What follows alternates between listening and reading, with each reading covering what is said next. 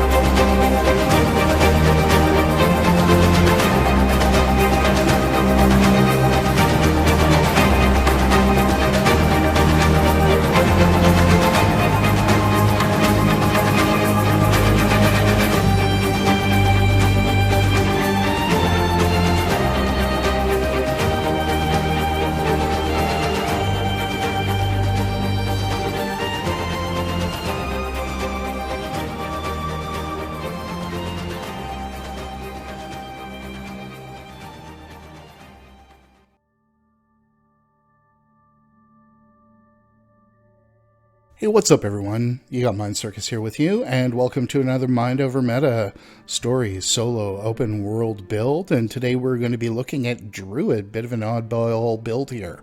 But before we get started, if you are new to the channel, new to Guild Wars 2, just haven't done so yet, I am currently farming likes and subscribes in an effort to build the channel. If you want to hook me up with one of those just below the video, that would be great. So with that out of the way, hey, you know, I am a big enjoyer of this new Celestial meta, maybe we'll call it, for open world builds.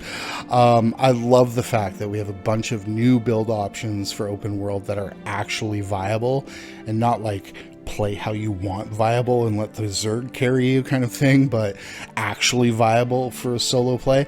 I'm a pretty big fan of the fact that we have something of a default gear set that every class can use to a decently efficient setup. So I'm turning my eye to Druid, and I was really asking myself, how do I make this fun? Druid's a funny thing. Since Path of Fire, it's been pretty much a 100% support role, and all the DPS Rangers are playing Soulbeast, which is, of course, the exact right call. But we tend to forget that before Path of Fire, Rangers meta DPS was like Condi Druid. We have a decent amount of tools to do some pretty spectacular damage, actually. So my goal here was the usual strong, solid build that does respectful damage and is able to take care of all the usual suspects. I also really wanted to use Staff on this build. Staff is a funny weapon that gives a ton of utility, but its damage has never been great. So getting it into play on this build was a little bit challenging. So with that out of the way, hey, let's answer the biggest question. How does this hold up to Soulbeast? Honestly, Condi Soulbeast is still a more solid choice than this by far. It's got more damage, it mitigates better. The link is in the description, really. If you want to play Soulbeast or Ranger and you don't care how you're playing it, etc., I'm going to default you back to that video. But that said, this build is really fun, and it actually brings a lot more to the team if you are, say, in a lot of open world events, etc., or maybe even doing dungeons or some T1 fractals, etc. This build is absolutely respectable in that regard. So really going to put that in front of you. The group benefit is there. It's also Druid, and if you're living that class fantasy of the Ranger where you want to be using the pet, then this is absolutely going to work because you're not going to be obviously merging with a pet. You'll have your pet available at all times. So don't want to sell this short. It's a very capable build with strong damage and mitigation. It stands on its own as a strong solution for open world. We'll see if I was successful with what I was trying to build here. Let's take a look, you guys. So our basic AoE checks were absolutely beastly, without trying to make any puns on this. Really a lot of fun. This build actually, I doubled down on Condi on it, and you'll see that when I get to the build and gear choices. But this actually handled most kind of AoE pressure better than any other Condi build that I have put up on the channel, with the exception of probably Shortbow Renegade. And Shortbow Renegade is completely busted, let's be honest about that. This build actually handles things like the Lake Doric Centaur camp or the Desert Highland Wolves better than a lot of builds I've put up on the channel do. This is absolutely where this build is strongest. Some of the places I took this were things like T1 Fractals, where handling trash mobs was actually some of the most fun I had on this build. It was absolutely fantastic fun. So definitely in a good place for basic AoE checks. Taking it to our next logical step, taking a look at open world champions, this build had zero problem with the usual suspects I usually hit up. Some of the ones that I'll usually hit, for reference, those of you who may not be really familiar with the channel, I will hit things like the Skelk, which you may be looking at on your screen right now, Mount Maelstrom. I'll take a look at things in Cursed Shore, like the Risen Archmage or the Champion Risen Giant. Things like that I think are pretty standard open world tests. This build actually just cut through this build, or sorry, this creature with no problem. Absolutely just a fantastic experience on this account.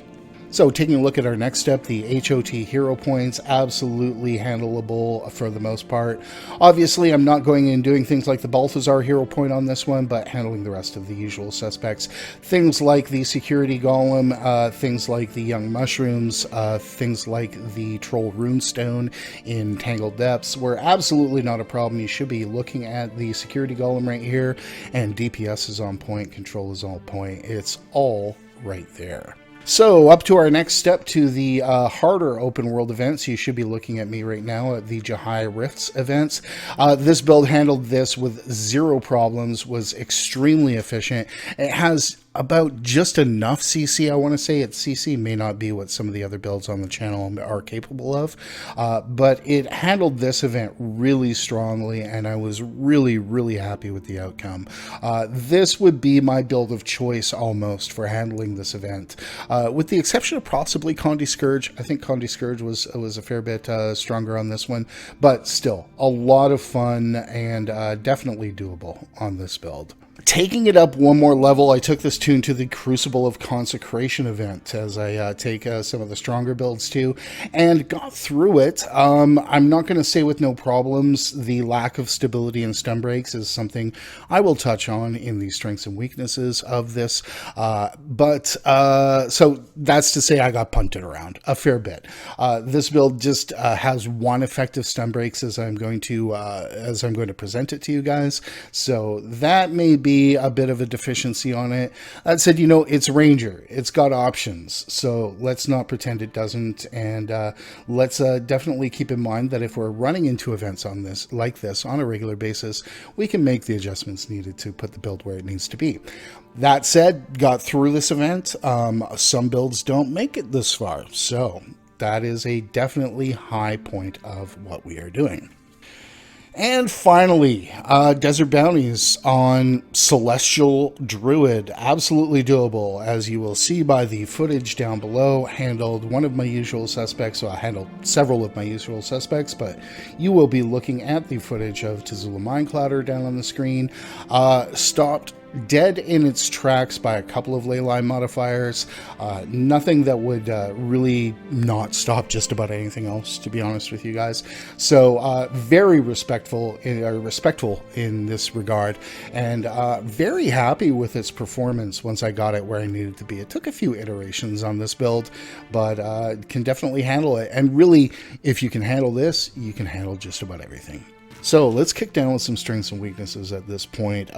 Number one strength is absolutely a relative thing, is absolutely something that I cannot measure. It is not quantifiable. It is absolutely dependent on the player who plays it, but fun factor. I found this build to be a ton of fun. And when I say a ton of fun, I enjoyed playing this build more than I enjoyed playing Condi Soulbeast. And I'm a big Condi Soulbeast enjoyer. The reason I enjoyed it, it's a far more active style of play. Its positioning is more important. It's not just a straight up face tank half the time like Condi Soulbeast is. It's a very fun and interesting way to play the game. Number 2 is AoE damage. The damage on this character is very nice. It does significant boss damages. You can see with us soloing Desert Bounties, but its real strength is in applying area damage. Its cleave is absolutely out of control. Now, part of this is because about every weapon that we're using is going to have some kind of area effect on almost every skill that isn't a support skill, is kind of the way it all comes down. And then we're going to be using a couple of utilities that are also going to increase that AoE damage. Part of the reason I enjoyed this build so much was the AoE damage that it was putting out. And in terms of where this scales versus the other builds on the channel, this build was, in terms of cleave, handling things better than Condi Renegade. So I don't know what to tell you guys. It's in a good place. And the number 3 reason that this build is strong is it maintains the class fantasy of Ranger better than I believe Soulbeast does. And not only that, I think that it maintains the class fantasy of Druid fairly well, in that you have this character that may be spec'd in this way to do a bunch of damage, but still maintains all the mystical kind of elements in terms of the way that it is applying its powers. I really like the class fantasy on this one. If you are a believer in that, then this is a really good build for you. Again, partly because we're pulling the pet out, partly because the pet has a ton of utility to it and impact, and the staff works really, really well with this build, which lends itself to the Druid class fantasy quite well. In terms of weaknesses on this build, I am not going to get up on too much of a soapbox about this. I have talked about this in the past on just about every conversation that I have on Ranger. The Ranger pet AI in this game is absolutely awful. You know, the only thing that can camp more red circles than your teammate is a Ranger pet. It's just absolutely ridiculous that they don't at some point realize they're sitting in Scorcher or something like that, I guess is the best way that I'm going to put it. You know, the pet AI in this game is primitive at best.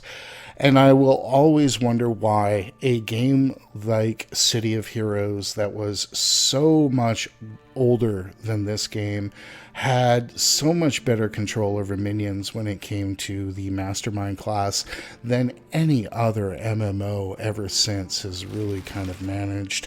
And I really wish that, you know, and I don't want this to be part of an elite spec. I don't want the actual pet control to be part of an elite spec, but part of the reason I don't enjoy Ranger and pet Rangers, you know, as much as I probably could, is this pet AI that just blows my mind at how oblivious it is to its situations. So that is all I'm going to say. I told you I wasn't going to get up on a soapbox, but I totally did. Number 2, stun breaks and stabs. Stun breaks and stabs. Stun breaks and stab. The build that I'm going to present it to you has exactly 1 stun break and 0 stability.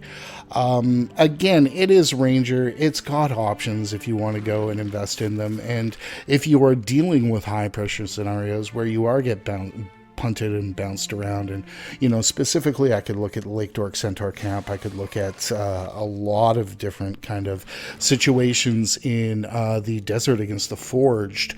The Forged have a lot of punting you around kind of effects on them. So this becomes kind of relevant there. But, you know, you've got 1 stun break, and the stun break that I'm giving you is something that you're going to want to use for another purpose even. So you may find yourself without stun breaks on a large number of occasions. That said, we'll talk about the ways to mitigate that when we are in the classes, traits and build, etc. Finally, you're probably going to think that I'm going to talk to you about Celestial gear. I will talk to you about Celestial gear. It's totally expensive, blah, blah, blah. You should totally go and get Selectable armor boxes, blah, blah, blah. There's a link down below. But the actual third weakness of this build is that it, unlike most of the other builds on this channel, does not include any kind of passive sustain. All of its sustain is absolutely active. You will know that I, as a player, when I am presenting these open world builds to you guys, highly prize any form of passive sustain. And when I'm talking about passive sustain, I mean healing that happens without you having to engage with the system. So specifically, this is like the life leech on Condi Renegade or any kind of Revenant for that example. The ability, or sorry, the trait Parasitic Contagion on Scourge or any kind of Necromancer. Signet of Water as your heal with the trait that keeps the signets up on Elementalist. The examples I have of this are obviously just about every other build that I have put up on this channel. This one doesn't have that. Now, when that comes to being a weakness, because it's unlike all the rest of the builds on the channel. This is Druid. It's got Celestial Avatar if you need it. It also gets a ton of heal off its staff abilities, and we'll go into that while we're playing it. I actually never, or very rarely, had to peek into Celestial Avatar the way I was playing this game, including, the mitigation that you're getting from the Celestial gear.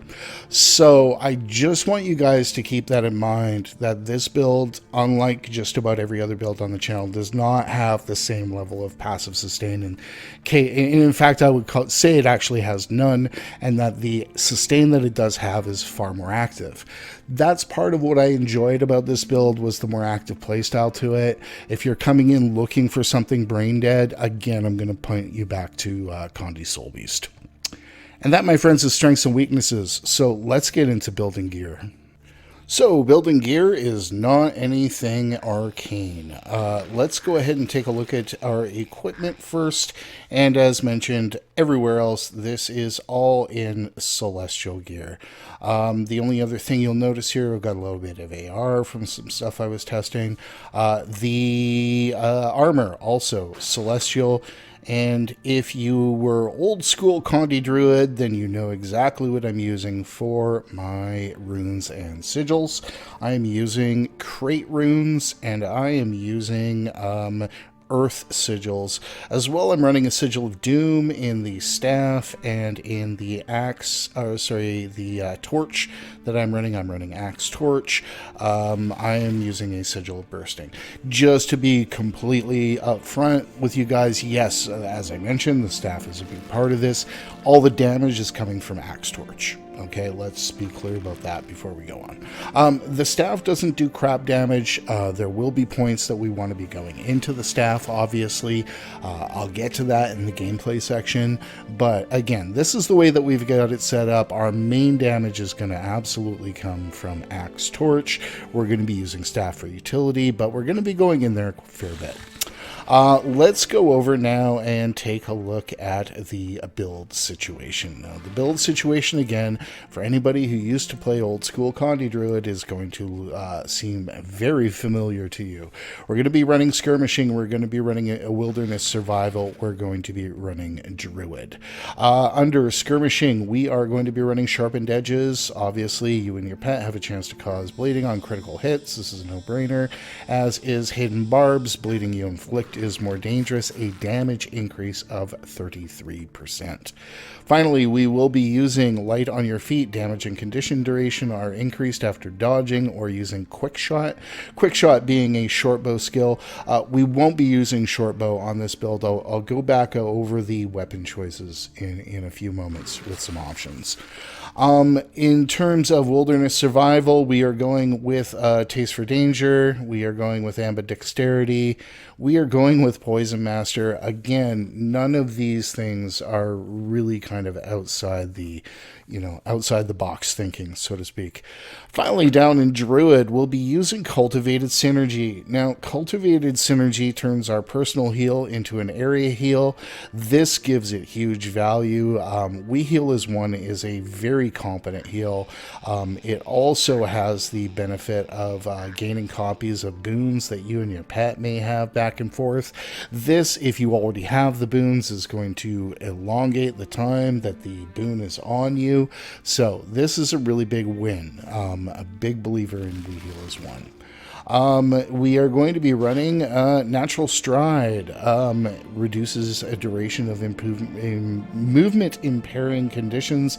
Your movement speed is increased as long as you have none of these conditions.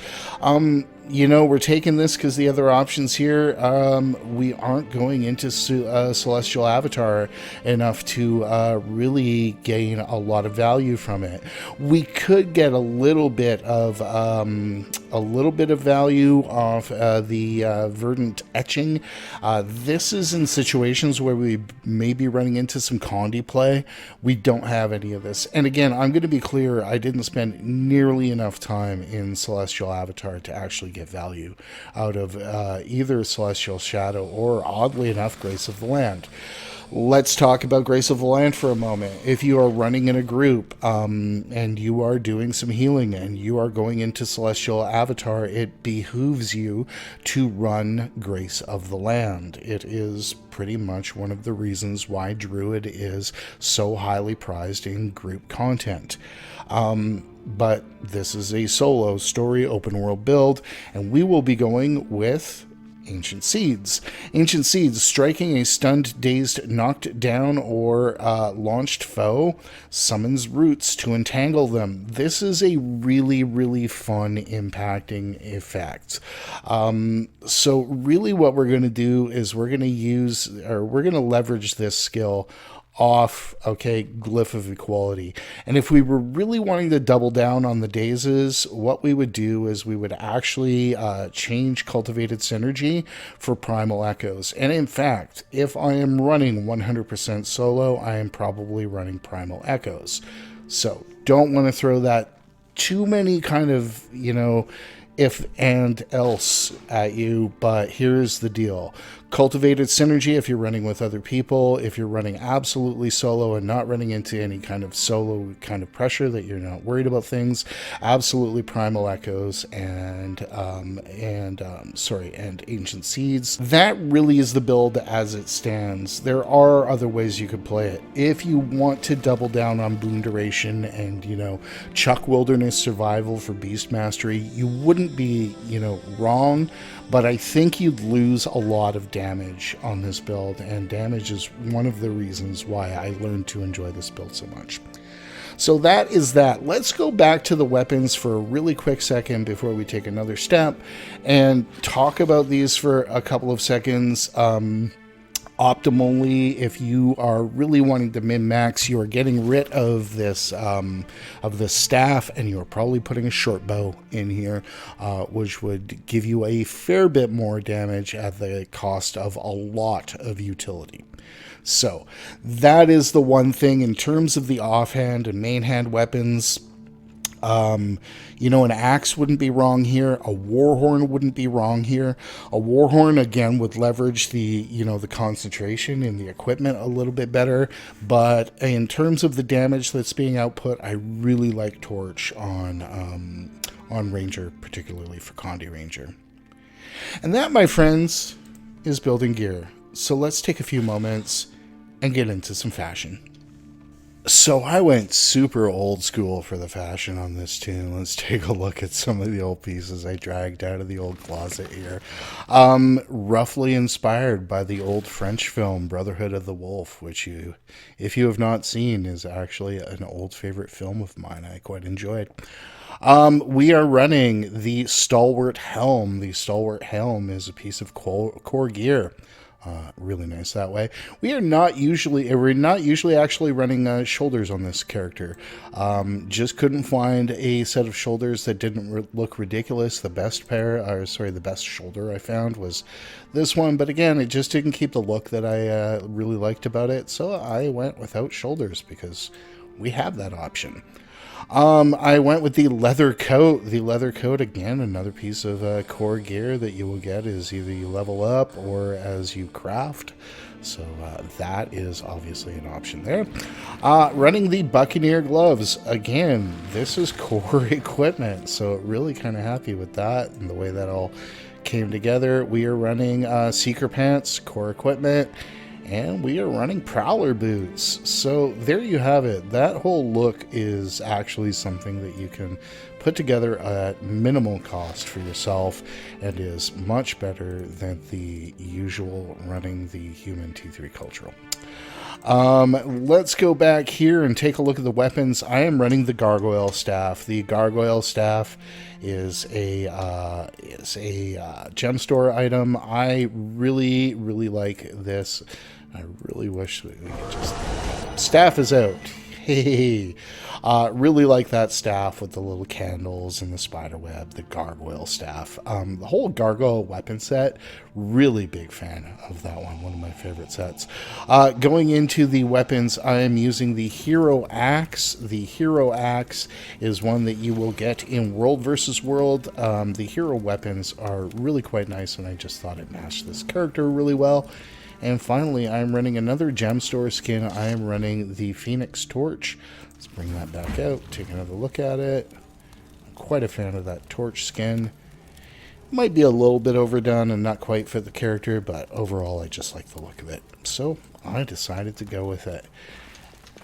Let's go over into our dyes for a few seconds. Our dyes are all pretty muted stuff, as you can probably see here. So let's bring this up.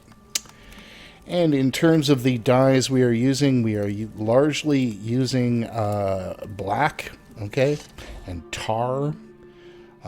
In addition to black and tar, we are using dry silver, which if you've watched any of my other dye explanations, I'm a relatively large fan of. We are using glossy black in a few spots, and oddly enough, shadow orange, which is giving this kind of reddish effect on the leather that I quite enjoyed.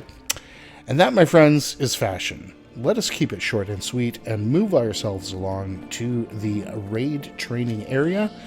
Let's go hit a golem and see how this all comes together. So we are here in the raid lobby. Hey, let's take a couple of seconds to talk about ranger pets, shall we? You will notice I am running the Jacaranda. The Jacaranda, bar none, probably the best tool for the job. In addition to the Jacaranda, I am running our old friend, the Lynx. If you do not have one of these, I believe the easiest way to get one is in World vs. World. I could be wrong about that. The Lynx is the highest damage option that we're going to have. The Jacaranda here is going to be one of the better utility options that we have, and specifically speaking, we're going to get a little bit of CC off the F2 on this, so we'll want to keep that in mind. That really is kind of it. I looked at a bunch of different pets in here. The only one I would consider swapping out is the Jacaranda and probably putting in the Bristleback. Anything that you put in here for damage, you're going to want to make sure that it's doing Condi damage and specifically bleeding. So the Bristleback would be a really good choice if you wanted to swap out the Jacaranda here. That said, I really like the area pressure from the Jacaranda. I think it's a little bit OP, and that is why I ran it. Other options, again, if you're going to be wanting to do Condi damage, there aren't a ton of others that do bleed. So I would really kind of stay away from those. I might look at the Eagle. I believe the Eagle on the F2 does a little bit of bleeding. There's some option there as well, but you know what? It's just not as pretty as the Jacaranda. And that, my friends, is going to be our talk about pets. Let us now take a look at our bar for a few moments in terms of the utilities that I have chosen. For the heal, I am choosing We Heal as 1 because of the boon copying on it. Big believer of this. That said, you know what? If you have a preference as to your heal on this, definitely go ahead. The Healing Spring might be good because of the regen proc. There are a whole bunch of different options. None is better than the other on this, but I prefer We Heal as 1 for the boon copy. I am also running Sharpening Stone. Sharpening Stone is a straight up bleed bonus. Really love this. Would not replace this for anything. Also would not replace for anything Glyph of Equality. Glyph of Equality, daze nearby foes. This is what's going to synergize with our trait here. If we go back into our build, and it is going to synergize with Ancient Seeds. So I'm a big fan of this, and I'll show you my little rotation when I go in on this, but big fun. And I'm running Entangle. Entangle is Bleed. Entangle is a Mob. It is a lot of fun. It's also unblockable. It's just a great skill. You know, you've got options here. I won't front. The Glyph is... it's not bad. I wouldn't run it. I might think about running Strength of the Pack. If I was going to do this, I'd probably be doubling down on boon duration, though, just to get the stability off it. I mean, let's be clear that 10 stacks of stability for 11 and a half seconds is one of the bigger buffs in the game. It's pretty huge, so you wouldn't be wrong for taking it. Keeping that in mind, I really did prefer Entangle on this build. Now, our last slot here, we've got a few other options. I really liked Glyph of Alignment on this. I really like the way that it just generates a ton of pressure, particularly on the trash mobs where this build is a whole lot of fun. So the Immobilize that comes out of it on 5 targets, weakness, and of course some more bleeding. That said, also had really good experiences running the Flame Trap and the Viper's Nest. That said, one of the limitations of the build, as I spoke to earlier, comes down to its stun breaks. So let's look at that. I use the utility on Glyph of Equality a lot, so I found myself without stun breaks a fair bit. If I'm in areas that require a stun break, I'm probably going to go back here and put in either Lightning Reflexes or probably actually Quickening Zephyr. Quickening Zephyr, probably the superior choice on that, you know, but your mileage may vary. Both of these are really good stun breaks. You know, you choose the one that you want more than anything else on that. You could choose, you know, Signet of Renewal. I just didn't get... I don't find that the passive proc on Signet of Renewal is really worth it. So that would mean that it, you know, what it would do is do some Condi pull, is some Condi transfer to you. Well, isn't that wonderful? But then give you resistance. I don't know. It's really just a stun break in terms of your general open world experience. So let's keep that in mind. With all that said, let's go through what some of these weapons are doing and get a good idea of where we're going with this. So let's go back in here and start hitting this, and as you can see, that's not bad power damage. You know, it's not awful. It's a good auto attack. The thing to understand about the staff, though, is actually two things. First off, all its attacks pierce, so anything between you and that target and the enemy between you and that target is going to take the hit too. That's a nice thing. The other thing to understand is that if your pet is between you and the target, it will generate a little bit of heal. The other thing to heal will be our 2. Our 2 will give us a really generous little bit of healing coming off that, and obviously of good value. Now, the 3 is really powerful, and one of the reasons I enjoy the staff. Now, the 3 is a teleport. It's a teleport that's also a blast finisher. So let's go in here right now There's our teleport. Not only will that teleport us, it'll generate a splash of heal around us. Using the Celestial gear gives us really decent little numbers off that. Obviously, you know, not, you know, solo healing or raid kind of numbers. Not the thing that I would kind of depend on for a group of people who may be struggling, you know, camping red circles. I'd probably go in a different gear set for that. But again, a really powerful option. Now, when we actually combine this with the 5 summon an energy barrier that causes enemy projectiles to heal upon impact. So this is a really powerful skill.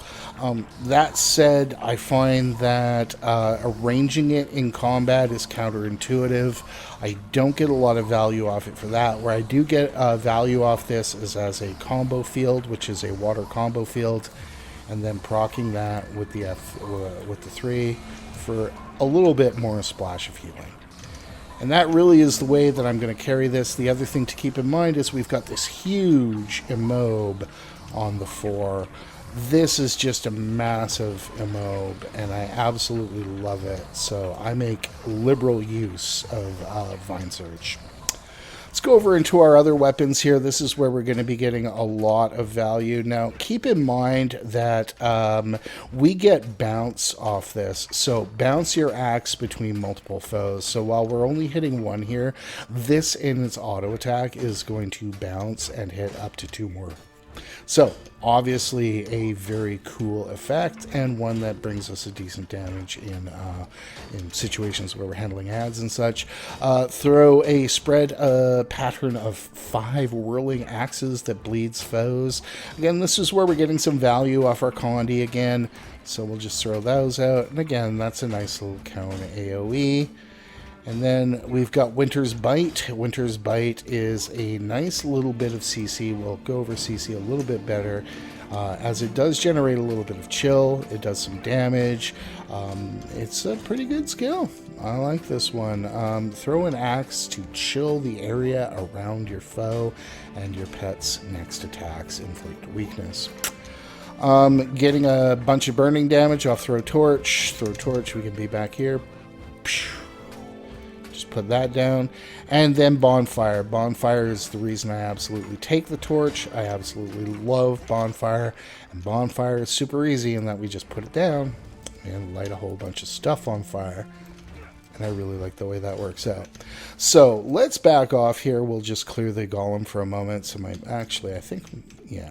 clear the golem for a moment here. We'll remove the current golem and respawn based on the previous, and there we go. So how am I going to play this is I've got a little bit of a kind of an entrance combo that I'm going to hit. And really it works like this. I'm going to teleport in with the 3. I'm going to daze everybody with Glyph of Equality. I'm going to dump down Entangle. I'm then going to hit Sharpening Stone. I'm going to flip over into my Axe Torch and light things on fire. So let's watch how that works. Again, I'll go in here, I'll hit the glyph, the ultimate, the sharpening stones, I'll flip over, and then I'll just let that damage go. And I'll just keep hitting here. My pet, obviously his attack is going to go in there. And you see, you know, these numbers are no joke. These are pretty good. We'll live with these numbers. So we'll just keep doing that. We'll flip over to our other pet. And it's kind of that simple. But again, you know, you kind of want to be making sure when you go in there that you're kind of hitting that order, because you want to make sure that that glyph goes off. If you're heading into a bunch of enemies, you want to make sure that that glyph goes off pretty much the second that you land with the teleport. So we go in there like that, there. We can obviously go in. And it's kind of that simple, you know. Other than that, we're just getting our damage off the axe auto attacks. If we're dealing with a lot of mobs, we'll flip over into the staff and we'll make sure that we're positioning correctly. And that positioning is going to matter a great deal, particularly when it comes to your allies. Keeping in mind that a lot of utility is actually coming off BF2. So with all that said, hey, let's take a moment while we're at it. We'll reset this golem one more time. We'll reset our cooldowns, and we'll take a look at our CC situation on this. So we'll remove our current golem, and then we will respawn said golem. Let's take a look at CC. Obviously, Entangle's going to get us a fair amount of CC. We'll watch that pulse there. And again, that's not a weak break bar. We'll get more off the days, off the Empower. That is a very powerful skill right there. We'll get some soft CC off the Staff 4. Let's go ahead and reset that Golem. We've already broken that break bar. As you can see, I mean, these are very powerful effects. Very powerful effects. We'll go in, we'll respawn as the previous incarnation. We're going to get some CC here off the F2 from the Jacaranda. So we'll just hit that. And that'll start coming down a little bit. Okay. And the last place we're going to get our CC is off the 3, which is the Chill, which is some soft CC right there. So that all comes together in a pretty nice, way. You may find yourself struggling against stronger break bars and having to do them in maybe 2 or 3 rotations, so to speak. But that's, that's not something that, no other class kind of suffers with. Let's get our pet back to us here. So our staff abilities are going to be generating us some heal. We've got the big kind of area heal here with We Heal as 1. Do we need to go into Celestial Avatar? It's a really good oh shit button. Once we're here, pretty much everything is going to generate a decent amount of kind of utility or such. The healing mainly is going to come out of Rejuvenating Tides, Seeds of Life. Well, let's bring that back, shall we? Seeds of Life and from Cosmic Ray. So that is going to be where the real benefit is. But you know what? I spent 0 time in Celestial Avatar, or very little amounts of time. And the only times I went in there was actually to help other people. So it's really nice to have that option. Particularly in open world where, even when we're playing solo, we're never as solo as we think. And there you have it, my friends. This is Celestial Druid. I am super, super happy with this build. This is one that I'm going to be playing a little bit on my own time. Really, really enjoyed the play style of this. Obviously, a bunch of other things that we could do with this. Maybe some different runes and sigils. Look at really working Quickening Zephyr into there and really exploiting quickness would probably be a lot of fun. Or, finding one of those really cool quickness scrappers to team with. That'd be cool too, and that's it. I am going to really at this point just thank you all very, very much for watching and the continued support on the channel and everything. You guys are just freaking great, really. And the reason I do this, I am going to remind you to have fun in game and min-max your real life, and I'm glad we took this moment.